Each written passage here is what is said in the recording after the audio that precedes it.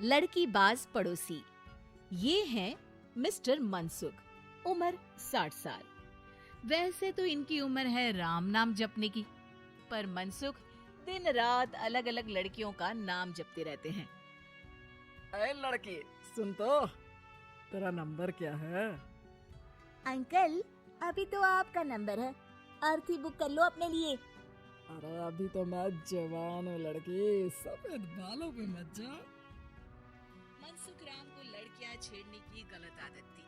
पत्नी बहुत पहले गुजर गई थी, जिसके बाद मनसुख खुले बैल की तरह हो गए। जहां दिखी नारी वहां लाइन मारी। मनसुख राम के पड़ोसी सोनी जी के यहाँ नई बहू आई। नाम था कल्याणी। अरे वाह बेटा कल्याणी, तेरे आते ही घर में खुशी खुशी हो गई है बेटा। अरे माँ जी, जलेबी खाओ, बात मत करो, बोलने से खुशी को नजर ना लग जाए। जैसे मोहल्ले की हर लड़की पे मनसुख की नजर थी, वो कल्याणी को भी बुरी नजर से देखता है। एक दिन कल्याणी छत पे मिर्ची सुखाने जाती है। दूसरे छत पे खड़ा मनसुख गाना गाने लगता है। उफ उफ मिर्ची, हाय हाय मिर्ची, देखे तो तुझे लग जाए मिर्ची। कल्याणी को लगता है कि यूं ही गा रहे हैं, शौकिया तौर पर ये तो होता ही रहता है। एक दिन कल्याणी आंगन में पौधों को पानी दे रही होती है।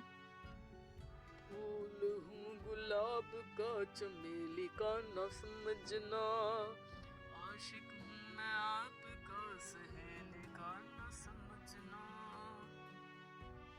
कल्याणी को ये बात बहुत अजीब लगती है, क्योंकि शायरी बोलते वक्त मनसुख उसी की तरफ देख रहा था। वो अंदर जाती है और अपनी सास को कहती है, ये जो हमारे पड़ोसी हैं, अरे दूर रहना उससे। हाँ दूरी रहूंगी, पर ये थोड़े अजीब नहीं है? अरे अजीब, आवारा, ठरकी, पता नहीं क्या क्या आदमी है वो। हर लड़की पर नजर डालता है वो। उसकी उम्र की वजह से कोई उसे कहता नहीं। बाकी उसे आसपास रखना भी नहीं चाहिए। अरे पर ऐसे थोड़ी ना चलेगा, FIR करवा देनी चाहिए। हवालात में हवा और लात खाएंगी तो समझ जाएंगे। अरे यही तो दिक्कत है ना समाज की। जिसके साथ दिक्कत होती है उसको भी समाज गुनहगार समझता है। लड़की अगर बोल दे कि फलाने ने मुझे छेड़ा है, तो कुछ लोग तो ये कहने लगते हैं कि लड़की की भी रजामंदी होगी ही। ये तो है, पर कुछ तो करना ही पड़ेगा। नहीं बेटा, कुछ मत कर। जबरदस्ती हम किसी से लड़ेंगे नहीं। हमारा परिवार इज्जतदार परिवार है। कीचड़ में जाएंगे तो हम भी तो गंदे हो जाएंगे ना। लेकिन सासू माँ, कीचड़ में जाए बिना गंदगी कैसे साफ होगी? अरे बेटा, मैं तो यही कहूंगी कि तू नई बहू है, अपना रुतबा बना बाकी औरतों में। अपनी समझदारी से, अपने काम से इन चक्करों में मत पड़ बेटा। बहू सास की बात ना चाहते हुए भी मान लेती है। और कई ऐसे मौके आते हैं जब मनसुख बहू पर उल्टे कमेंट्स करता है। जैसे एक दिन जब बहू छत पर सफाई कर रही होती है, तो मनसुख छत पे आकर गाना गाने लगता है। तेरा ध्यान किधर है, तेरा हीरो इधर है, तेरा हीरो इधर है। मेरा ध्यान तो आपकी हरकतों पे ही है, थोड़ा आप भी ध्यान दो कि क्या कर रहे हो आप। अरे बहू तीखी हो और मुझे मिर्ची पसंद भी है। अरे वाह। बुढ़ाओ कहीं के। बहू वापस अपने कमरे में नीचे चली जाती है। वो किसी को बताती नहीं है कि आज मनसुख ने उसे क्या कहा, ताकि घर में टेंशन ना हो। एक दिन बहू घर के बाहर रोड पर ठेले वाले से सब्जी खरीदने जाती है। भैया, प्याज के भाव कम करो ना, बिना प्याज काटे ही रुला दोगे वरना। तभी बहू की नजर मनसुख पर पड़ती है, जो वहाँ से गुजर रही एक लड़की को देखकर कहता है, शीशी भरी गुलाब की पत्थर पे फोड़ दूं, तेरे लिए तो जाने मन जीना भी छोड़ दूं। लड़की सहम जाती है। उसकी उम्र शायद 18-19 साल की रही होगी। बहू ने जब ये देखा कि मनसुख ने इतनी छोटी उम्र की लड़की को तंग किया है, तो वो घर में जाके अपने पति से कहती है, तुम्हारा पड़ोसी मनसुख, अरे बहुत नीच आदमी है।